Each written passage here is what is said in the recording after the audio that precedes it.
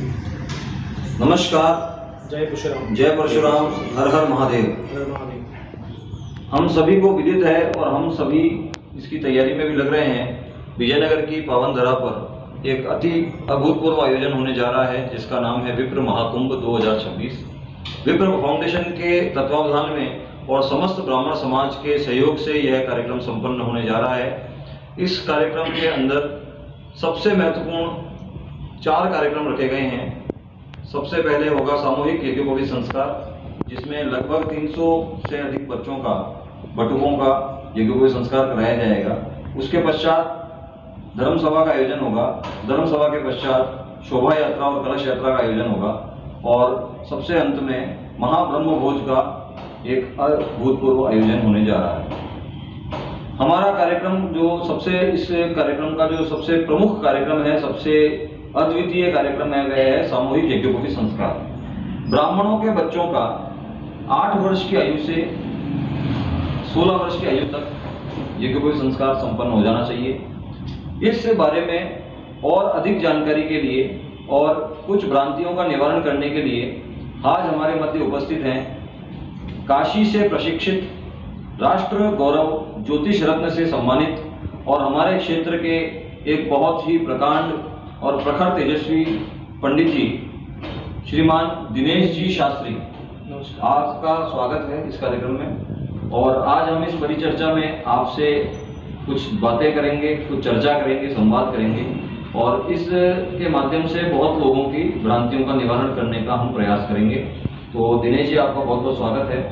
आप इस कार्यक्रम में हमारे मार्गदर्शक भी हैं और हमारे क्षेत्र में अनेकों बच्चों का इन्होंने यज्ञोपवीत कराया भी है।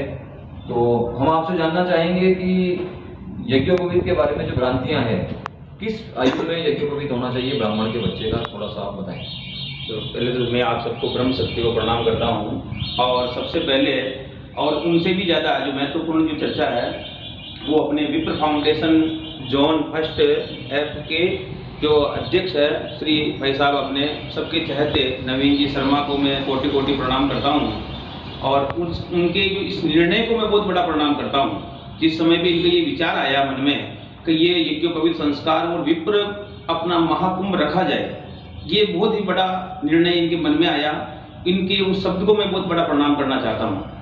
और ब्राह्मणों के लिए, ब्रह्म शक्ति के लिए इससे बड़ा आयोजन कोई नहीं हो सकता है। और जहाँ तक मैंने सुना है अपने इस एरिया के अंदर ये प्रथम लेवल का और अभूतपूर्व ऐसा आयोजन, ऐतिहासिक आयोजन होने वाला है जिसके हम साक्षी बनेंगे।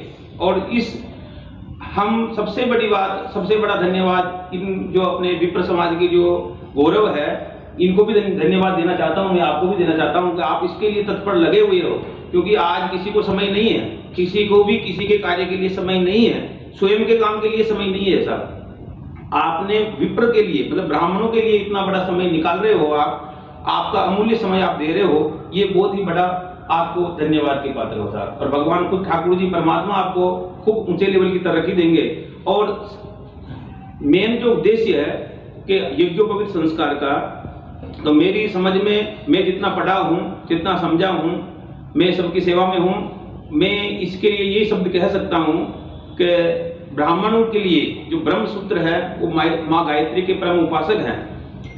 वो विद्या आरंभ के लिए अपने वेदों में हमारे स्वयं के भी जो यज्ञोपवीत संस्कार हुए हैं, वो जब हम गुरुकुल में गए थे उसी समय पे, गुरुकुल का अर्थ है शिक्षा लेने की प्रथम सीढ़ी वही है गुरुकुल, जहाँ हम शिक्षा लेने गए थे, वहाँ जाते ही हमें जनेऊ संस्कार कराया गया। आपकी आयु क्या थी उस समय? हमारे 7 वर्ष से ऊपर थे। और सबसे पहले जब हमने गुरुजी को कहा, गुरुजी इतनी बड़ी हमारे इसमें सब जो नियम होते हैं, सब नियम हुए थे हमारे, तो उस नियम को लेकर के हम बड़े भयभीत तो थे, लेकिन प्रसन्नता ये थी, गुरुजी ने एक शब्द हमें कहा था कि आप आज से द्विज हो जाओगे। क्या कहा था? द्विज हो जाओगे। द्विज का अर्थ है मतलब आपका दूसरा जन्म होना। दूसरा जन्म। पहले आप कैसे थे, आपके अंदर कितने अवगुण थे, वो सब अवगुण आज से दूर हो जाएंगे। आप आज से द्विज हो जाओगे, मतलब आपका दूसरा जन्म हो जाएगा। आज से आपके अंदर जो शक्ति तेज आएगा और सबसे बड़ा सौभाग्य तो ये मानते हैं अपन कि अपन को ब्रह्म कुल मतलब ब्राह्मण कुल में जन्म मिला और जन्म लेने के बाद में अपन ब्राह्मण कुल के संस्कारों से जुड़े हुए हैं। जो 16 संस्कार है उसमें से जो मुख्य संस्कार है वो यज्ञोपवीत संस्कार है ब्राह्मणों के लिए। और ब्राह्मण के अलावा वैश्य और क्षत्रिय भी इसको धारण करते थे पहले, लेकिन वो ये जैसे ही अभी अपन चर्चा कर रहे हैं कि भ्रांतियां या कुछ ना कुछ अवरोध आए हैं तो इस हिसाब से वो दूर हो गए। लेकिन अगर ब्राह्मण भी अपन दूर हो जाएंगे इस चीज से तो फिर अपन जुड़ नहीं पाएंगे। और सबसे बड़ी बात है कि ब्राह्मण, मैं तो ज्योतिष का शास्त्र में मैंने जो अध्ययन किया, मेरा अनुभव है, व्यक्तिगत अनुभव है, मैं कह सकता हूँ कि आदमी के कितने भी ग्रह नक्षत्र कमजोर हो, लेकिन अगर जो ब्राह्मण का बच्चा है और यज्ञोपवीत धारण करता है तो उनके, मैं कह सकता हूँ सूर्य आदि जो 9 ग्रह है उसमें से जो मुख्य ग्रह वो गुरु बृहस्पति है, वही तो यज्ञोपवीत का मेन सूत्र है। और वो उसका ओजस्व हो जाता है, उसको ऊंचाई तक जाने के लिए, उपलब्धि प्राप्त करने के लिए बहुत ही कारगर होता है।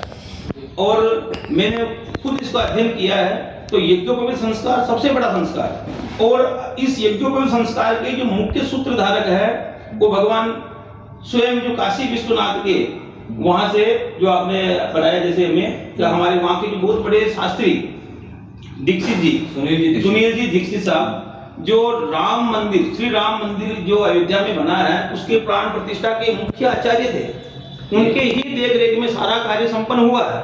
और स्वयं जो मोदी जी है वो उनके यजमान बने हैं, वो ही अपने यहाँ बता रहे हैं। महाराज एक और नई जानकारी मुझे मिली है अभी इस दौरान चर्चा करते समय कि सुनील जी दीक्षित के जो पिता हैं चंद्रकांत जी दीक्षित, वो भी पीढ़ियों से उनका यही कर्म चल रहा है और छत्रपति शिवाजी महाराज का राज्याभिषेक भी इन्हीं के परिवार ने कराया है। बहुत बड़ी नई जानकारी मिली है। तो यानी मतलब जो चक्रवर्ती सम्राट एक प्रकार से जिन्होंने हिंदू साम्राज्य की स्थापना की थी, उनका भी उनके वंश ने ही उनका यज्ञ कराया था। और क्योंकि उनका भी जो राज्याभिषेक उन्हीं के द्वारा हुआ था, तो उस प्रकार की विभूति का हमारे यहाँ पधारना ही अपने आप में बहुत बड़ी बात है। और जिन बच्चों को उनका मार्गदर्शन मिलेगा या जो दीक्षा मिलेगी, जो यज्ञोपवीत होगा ना, उसमें क्या होता है कि जो यज्ञोपवीत होता है उस समय पे अपने गुरु की दीक्षा दी जाती है, गुरु दीक्षा देते हैं, तो अपने तो वही साक्षी बनेंगे ना, वही साक्षी बनेंगे। सबसे बड़ी एक और बात है जी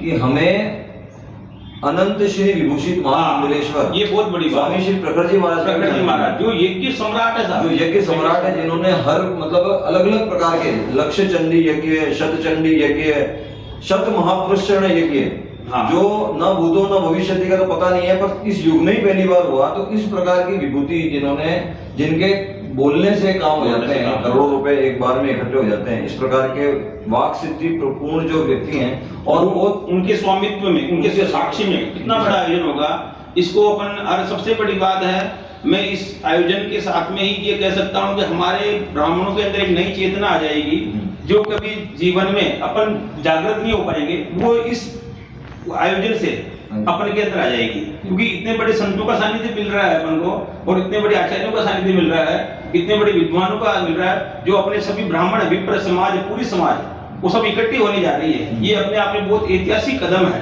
जो युगों युगों तक आपको याद रखेगा। और हमारे इस समय पे यज्ञोपवीत कराना, उस ऊर्जा को अपने अंदर समाहित करने के बाद मैं एक छोटी सी जानकारी और देना चाहूंगा।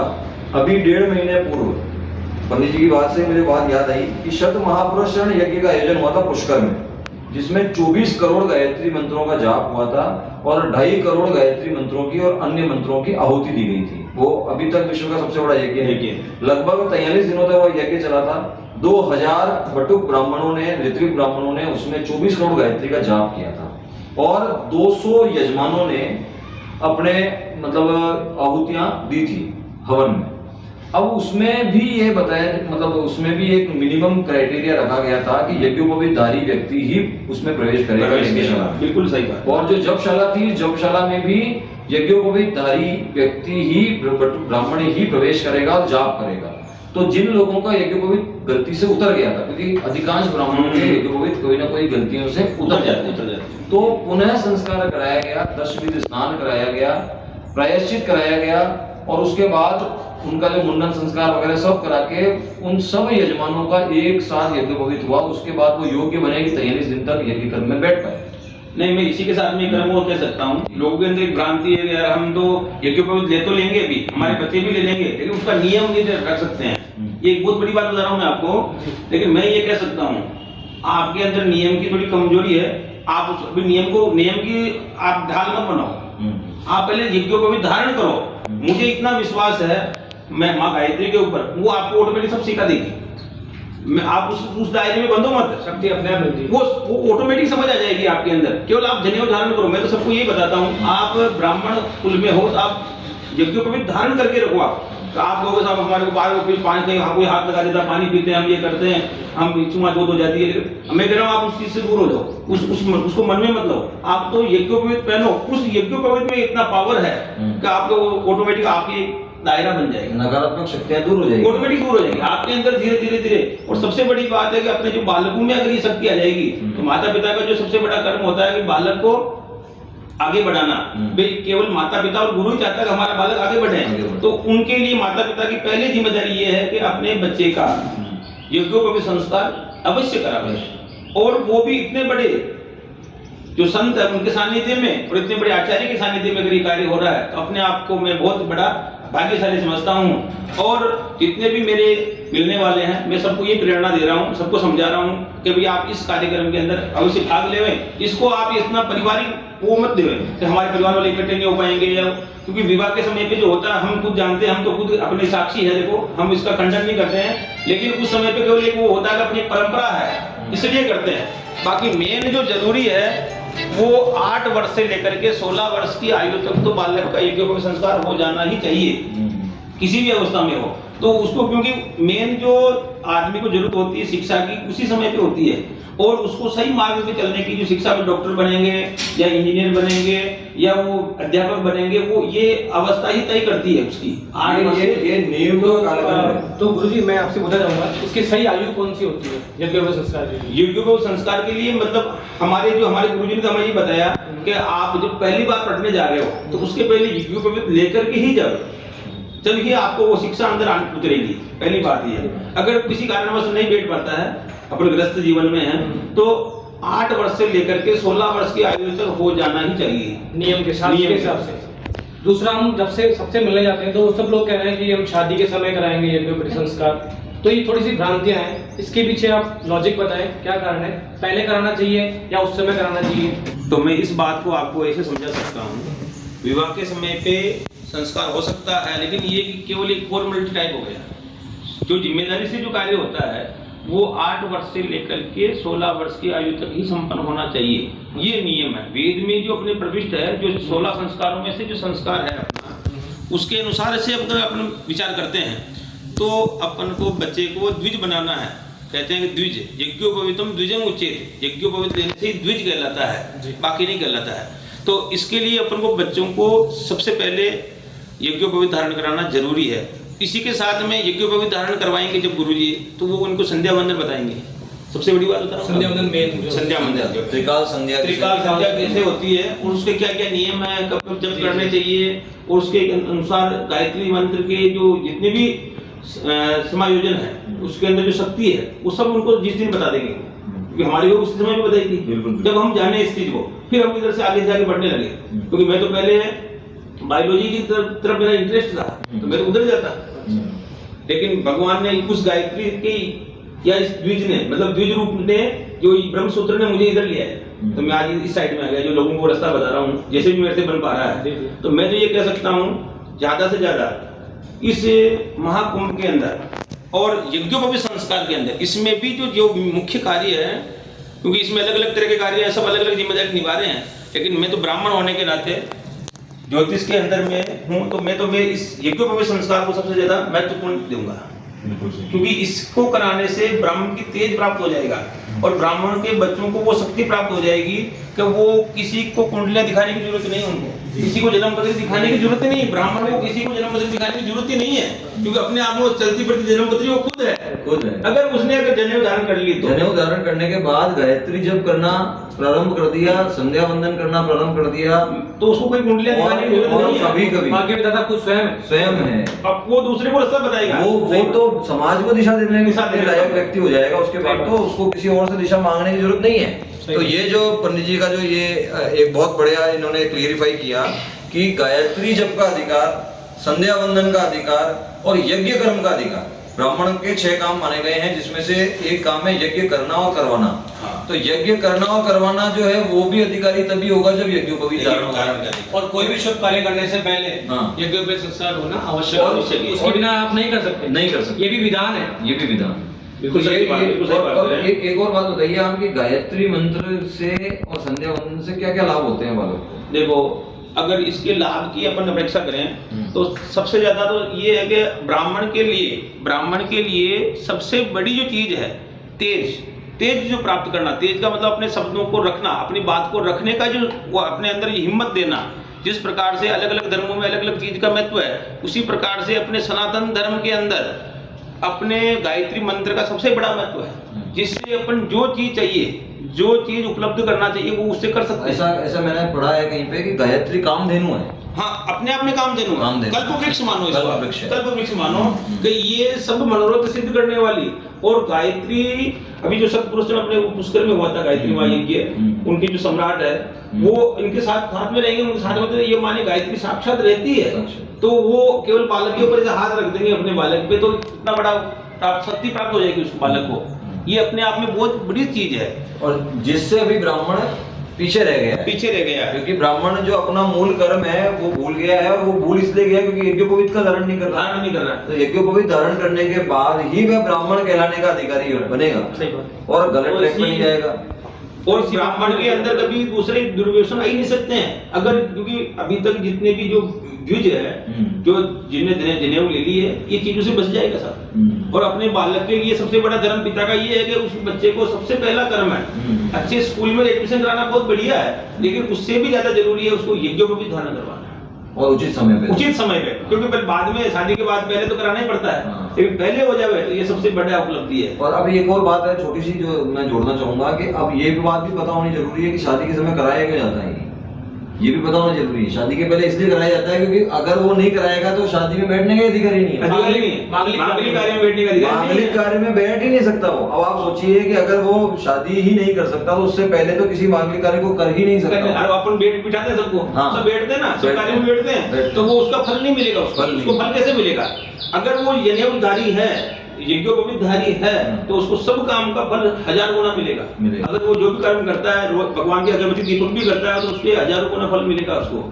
मतलब एक प्रकार से गाड़ी चलाने का लाइसेंस नहीं है और गाड़ी चला रहे हो आप, तो एक्सीडेंट होने की संभावना बढ़ेगी, फिर उसके बाद मुकदमा होने की संभावना बढ़ेगी। तो अगर आपने लाइसेंस ले लिया, यज्ञोपवीत नाम का लाइसेंस आपके पास है, तो आप उसके बाद में कोई भी कर्म करोगे, किसी भी प्रकार का पवित्र कार्य करोगे, तो उसके फल मिलने की 100% गारंटी है। और इसी के साथ में सभी ब्राह्मण समाज को और विप्र समाज को पुनः साधुवाद देते हुए इस आयोजन के अंदर अधिक से अधिक संख्या में एक ये मानी कि अपन ब्रह्म शक्ति को दिखाना है। और इतने ब्राह्मणों की साक्षी जहाँ हो जाती है तो अपने आप में वो जगह ही एकदम से, अरे विजयनगर की धरती तो अपने आप में धर्म नगरी है पहले से, यहाँ पे धर्म नगरी के अंदर एक धर्म का और पौधा और लग रहा है, ऐसा मानिए आप। तो ये अपने आप में अद्वितीय उदाहरण है। जो भूतों ने भविष्य सी हो सकता, अब बाद में कभी ऐसा देखेंगे अपन, लेकिन ये तो बहुत बड़ा महाकुंभ होने जा रहा है। आप भी इसमें जरूर पधारिए, सब इसका अवसर का लाभ लीजिए। तो जैसा कि आपने देखा कि पंडित जी ने सारे सवालों के उचित उत्तर दिए हैं, शास्त्रोक्त उत्तर दिए हैं, और शास्त्रीय विधि से इन्होंने बताया है कि यज्ञोपवीत क्यों आवश्यक है, गायत्री मंत्र का जाप क्यों आवश्यक है, संध्या वंदन क्यों आवश्यक है। और ये एक ऐसा अवसर है जो दुर्लभ अवसर है।